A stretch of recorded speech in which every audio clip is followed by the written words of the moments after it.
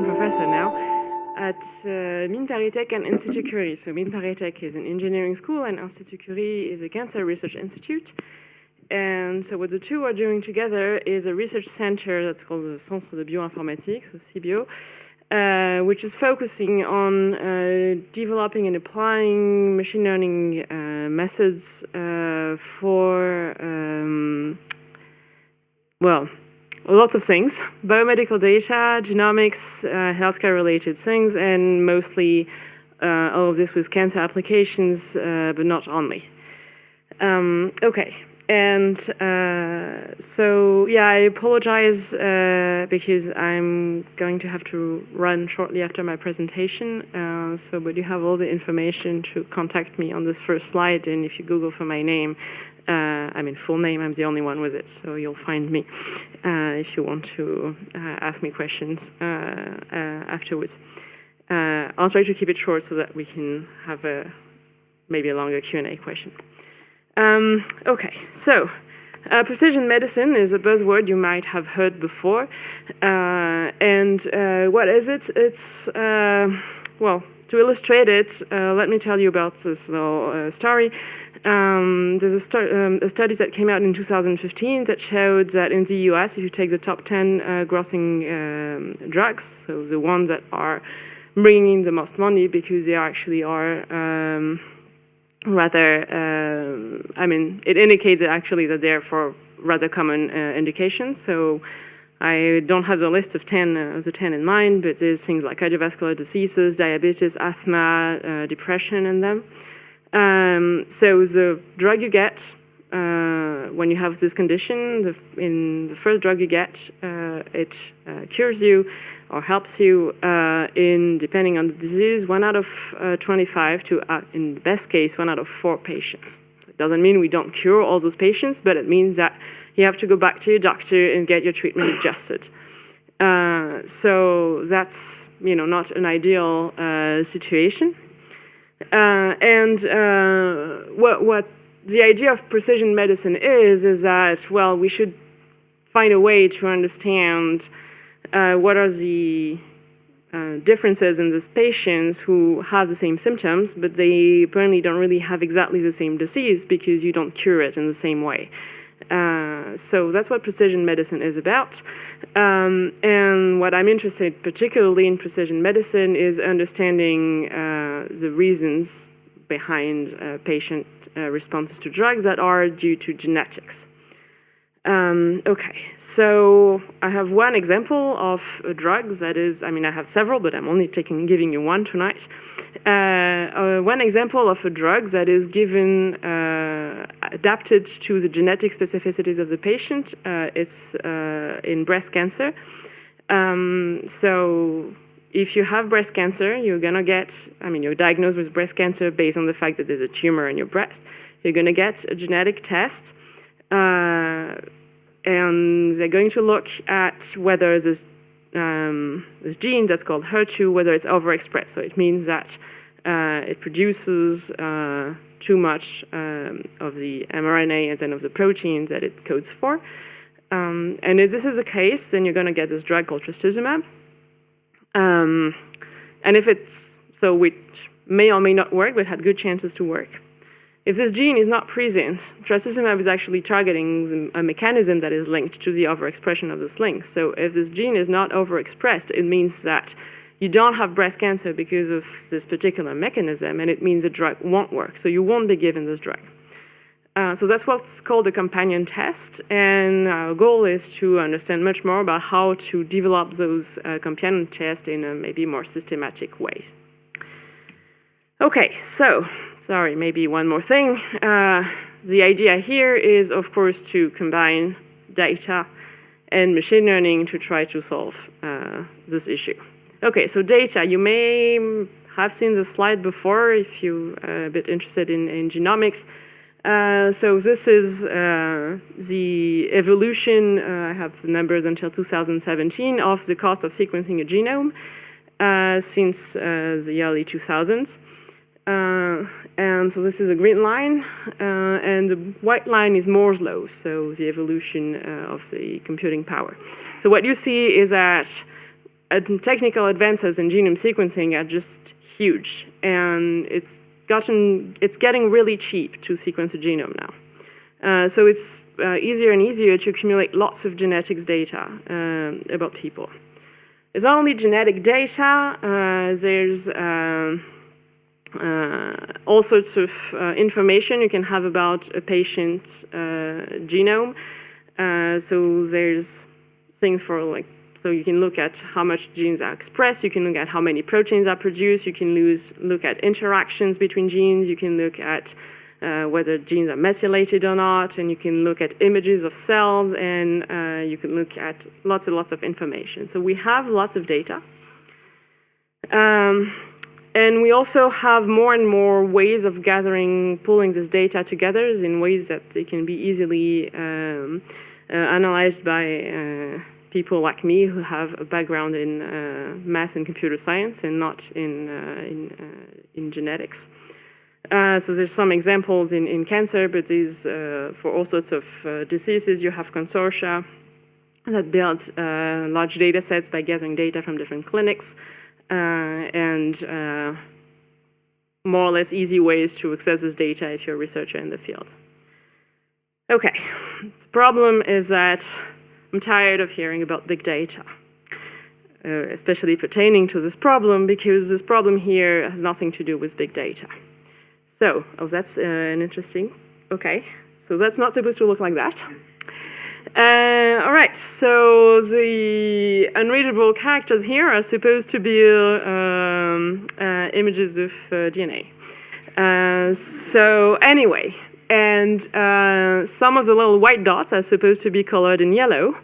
And what this is supposed to illustrate is that the problem we're trying to solve, going from genotype to phenotype, is find which positions in the genome, which regions of the genome, which would be the little dots highlighted in yellow, explain why some of those people are blue and some of those people are orange. So this is a case control study. You can map anything, like responding to a drug or not, to being blue and orange. So what features are we talking about? So I've just said regions of the genome. But those regions of the genome, there's different ways we can look at them. We can look at proteins expressed. We can look at microRNAs. We can, messenger RNAs. We can look at something that's called SNPs, which is just mutation of a single letter of the alphabet, A, T, C, G alphabet of the genome. You can look at methylated sites, and there's hundreds of thousands, if not millions, of those features. And what we don't have is more. Yes, wow, fantastic. Okay, so now you see what I was describing. And what we don't have is millions of data points, of samples. What we have is much fewer samples and features. So I don't know how many people among you have a background in, statistics or physics, but what this says is that we're going to be in a lot of trouble. Because we have high-dimensional data with a low sample size. And that's not good. It's like trying to solve a system with many more variables in it than equations, and it's just like there's lots of possible solutions, and you don't know which one is good. Okay, so once again, this is not big data. Big data is when you have lots of samples, and maybe they're high-dimensional, but you still have so many samples that it doesn't matter.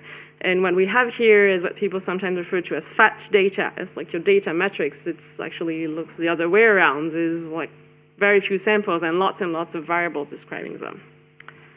Okay, so sorry, that's what's described here.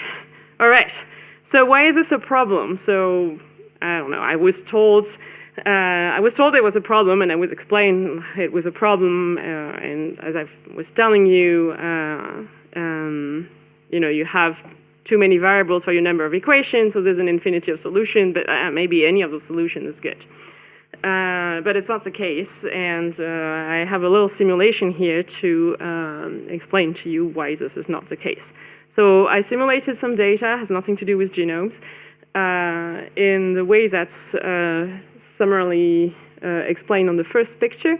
So it's a linear simulation. So I have 100 samples and 1,000 features.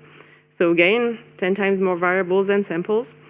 But only 10 of those features are actually causal. And we know, this is actually what we're looking at. We're looking at something, we think there's only a few regions of the genome that are actually important. And so what you see on the first picture is you see my 1,000 features on the x-axis. And you see their importance in the model on the y-axis, and there's 10 orange dots, which are the features that are actually involved in the model, so that have non-zero weights, and all the others, you see there's a line at 0, a blue thing, it's the variables that are not involved in the model. Okay, so if I do what biostatisticians have been doing for 10 years in the field, to try to figure out which of those variables are the ones that explain my outcome. I will do t-tests. It's a very basic statistical test. And I will get p-values from that. And the only thing you need to know is that the higher the better. And actually, you can say with certainty that a feature is good only if it's above the black line. So that's a picture on the left here. So you see that above the black line, I have one feature. So the good thing is that it's one of my orange features. So, it's not completely useless. The 9 others, they're completely mixed with all my other 990 useless features. Okay, so of course you can already see that there's one of the limitations of this approach is that you're looking at the features one by one, and the way I've simulated my data was by combining those features that were causal. So then you go to, so you can think of a model that will consider all the features together, for instance, a linear regression, because I've used a linear model, so I have this knowledge, so let's try a linear regression. And then I use scikit-learn, and this is the regression weight I got from scikit-learn. And you see that there's a big cloud of everything is equally important, and there's maybe a few features that pop out. Some of those are my truly causal features. They're orange, but they're actually blue things that pop out and orange things that don't pop out. So in terms of finding the right features in my data, these methods, they don't work. So which is why we're in trouble. It doesn't work theoretically, and it doesn't work in practice. So, all right. So what do we do? This was also not supposed to look like that. I have no idea what's HLR over there is. But it's okay. So the first thing we have to do here is to try to reduce the number of features. I have actually, I've exposed you to the problem. I've told you my problem is I have too many features, not enough samples, and I have two research directions. One is reducing the number of features, and the other is increasing the number of samples. It sounds simple when I say it, but it's actually difficult in practice. Okay, reducing the number of features. Of course, you can use some prior knowledge you have about which genes are the most, are already known to be involved in the disease you're looking at or in the mechanism of action of your drug. And then you only focus on those genes, and then, well, you have reduced your number of features, but what's going to be hard to do in this condition is to find new things. We still want to be able to explore the entire genome. So I don't want to do that. I don't want to do a pre-filtering of the features. What I want to do here, the tool I'm going to use is something that's called, and it should be written, but I forgot to write it, so this is my fault and not the computer's fault this time, is something that's called regularization, which is helping you integrating prior knowledge in a kind of soft way in your machine learning algorithm. Okay, so the reason we want to do that is, as I've told you, you have ideas of genes that are involved in the disease, and that's you don't want to be filtering based on those genes, but it doesn't mean that there's no prior knowledge that you can rely on in our case. And we're lucky in biology, so I mean we're unlucky because we have these issues of having really not enough samples with respect to the number of features, but we're lucky because we have a lot of prior knowledge that is organized, structured, so that we can use in our problems. And one such example is that we have a lot of information about which regions of the genomes interact with each other region, and this is like, there's a lot of things hidden under interacting, and I'm not going into detail here, but it means you can build networks over your features, and so your nodes in these networks, there's the features and the edges that tell you that two features interact. And this allows you to put some constraint on your problem. So the picture that's at the bottom, and you may have been wondering about it. So on the left side is what you're doing when you do a linear regression over your hundreds of thousands or millions of features. You're looking for regression weights everywhere in the space of possibilities. So if you have P features, you're looking at R to the P, because your features can be, your weights, regression weights can be anywhere in the space. Now, if you use regularization, you put a constraint on where those things can be located, and it's a bit equivalent to transforming looking for things in a big field of hay into looking them only in a haystack. So you're still looking for a needle in a haystack, but it's a bit better than looking for a needle in a field. All right. So in particular, going back to my network example, what you can do is, if you don't worry about the acronyms here, it's still the same story that I'm talking about. You have your features, and you have a network over your features. And now what you want to do is to select features that are explaining your outcome. But you also want to select them in such a way that, first of all, there's few of them, and second of all, they're connected on the network. So these approaches are called structured sparsity. So sparsity means that you have few features. And if you, so who here has heard of the lasso before? All right, a few people. So the lasso is like one of the most well-known form of regularization, where the constraint you impose in your model is that a lot of the regression weights have to be 0. Here, this is just like the next step. You can impose that also the features, they should be connected on a network that you have specified. So that's one set of approaches. And we have another set of approaches that are called regularized relevance, that are essentially the same idea, except that instead of looking for regression weights, you're only looking for binary answers, should this feature be included or excluded from the model, which allows to do things faster. And I'm not going into the mathematical details. I wrote papers about this if you're interested. Just going back to the results. So I'm going back to my simulation. So still the same simulation. Now what you have on the bottom left is the outcome of the lasso. So when you're on the constraint you put is that few of the coefficients should be non-zero. So you see that you do have a lot of the coefficients that are 0. You also have some non-zero coefficients. A lot of the non-zero, like a reasonably good proportion of the non-zero coefficients are orange. But you see that I'm like still saying there's some importance in some features that were not important to start with. And conversely, I have, I think, 2 of my orange features that got a weight of 0. Now, if you move to the network constraint version of the lasso, of course, what I've hidden from you from the start is that those 10 features that were connected in a network that I knew.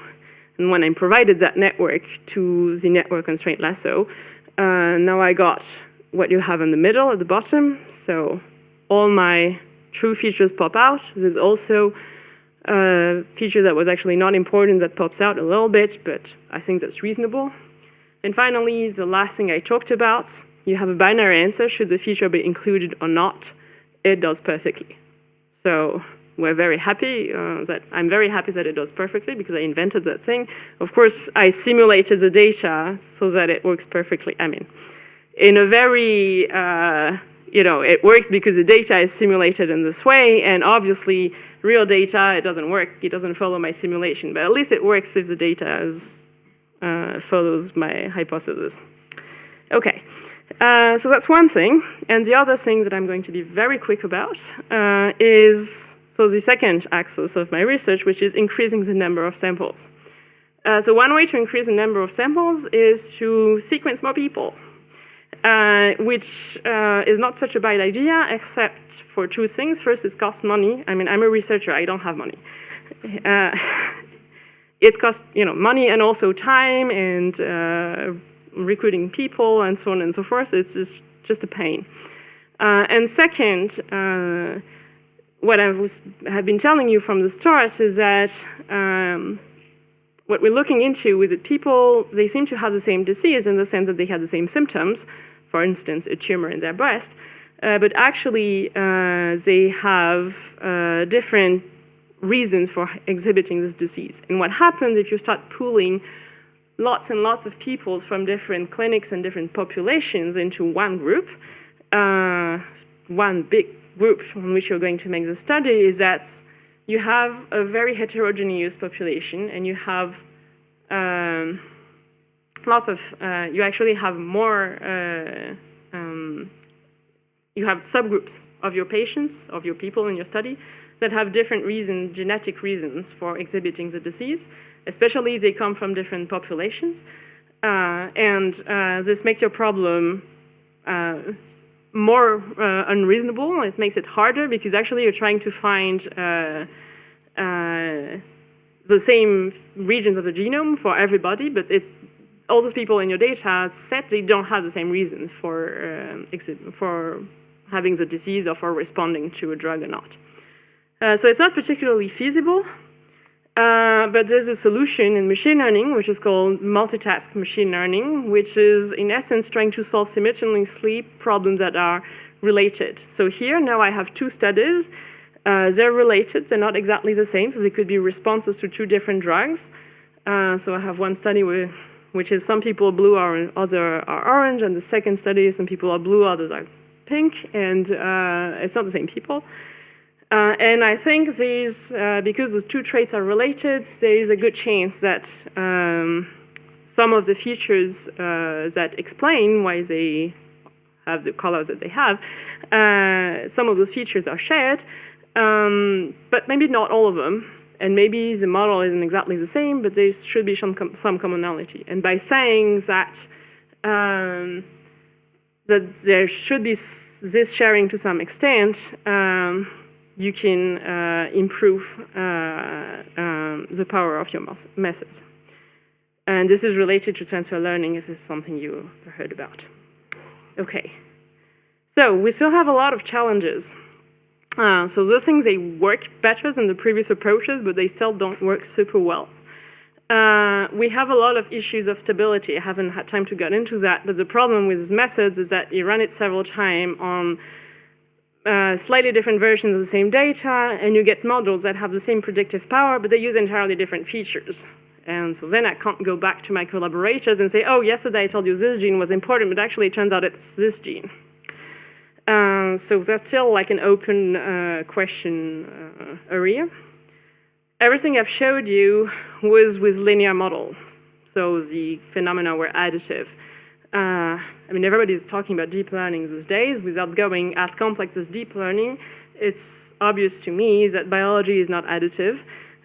So we need models that are able to capture this complexity, but at the same time, if the model, I mean, the more complex the model, then the stronger those issues I've been discussing.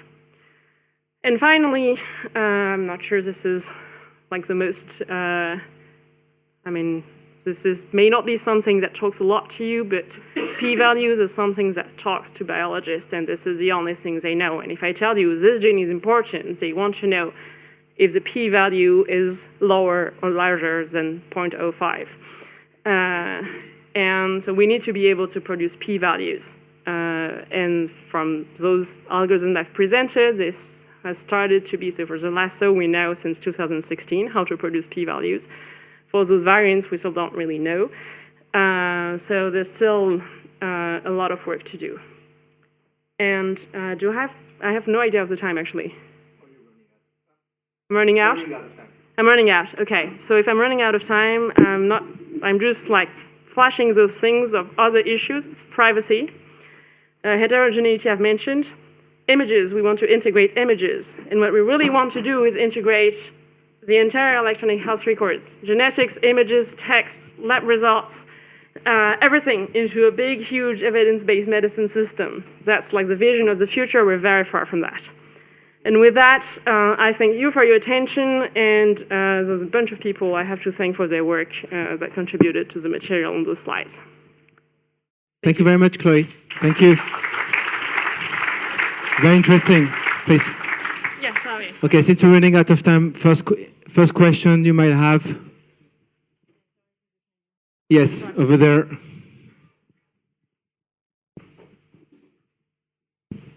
Hi, thank you for the talk. Can you quickly describe the concept behind your regularization technique? Just how you approach it? Okay, is this thing is on? Yeah. Okay. How does this work? Well, so when you're fitting a linear regression, what you're doing is you're minimizing the error, the squared error. It's like the thing that we've been doing since Gauss. And what you're doing in regularization, you're saying, okay, the model that minimizes the errors the best, it's too complicated. See, it uses too many features. So I'm going to add a term that's going to like account for how complex the model is. And it turns out there's complex math behind and some geometries that say that if you use an L1 norm, you can you get to sparsity then you can build also something that encourages your regression weights to vary smoothly across your networks using a graph Laplacian, but I didn't want to go too much into the math details. A question over there.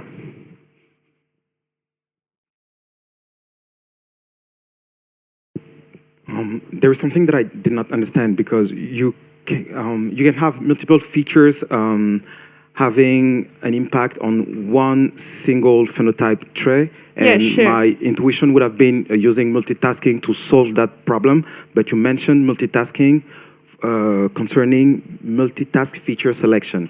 Okay, so what is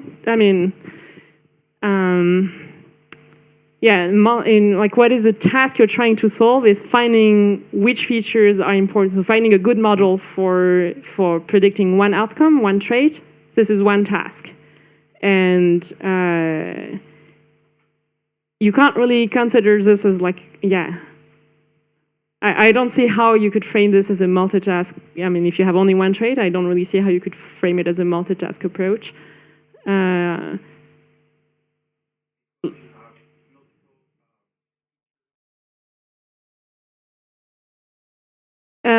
Yeah, but they interact. I mean, all these features, they interact together for explaining your outcome. So your linear. I mean, if you have a linear regression, if you have a linear model, it's a linear combination of those features that explains your outcome, and together. I mean, it's not. I mean, it could be actually that it's this one explained or this other one, but here we're trying to see it as a complex global model and not like several possible alternative models. So I hope this answers your question.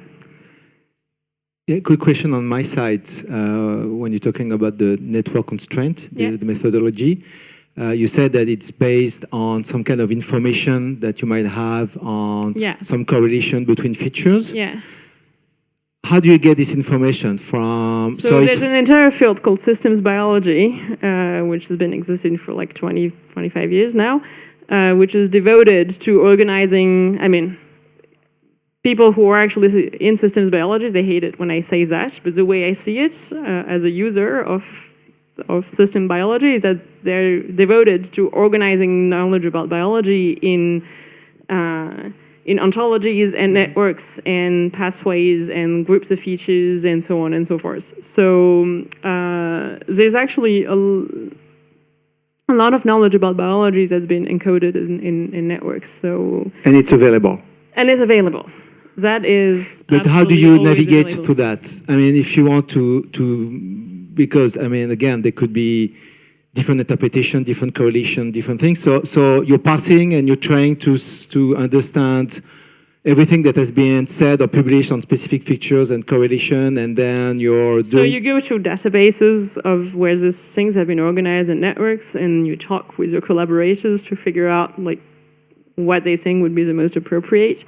you actually have like different types of those networks. So some have like genes that are expressed together, some have genes which code for proteins that physically interact. And then there's like, because these things can be refined per tissue, and there's also other ways to construct those networks. So that's one of the questions we work on as well, is how to combine those different networks, how to figure out which of those networks is useful, if any, and those type of things. But getting the network is not the hard part here, it's really the easy part. But making sure that you're well, getting... you go to database, I mean, so it's easy.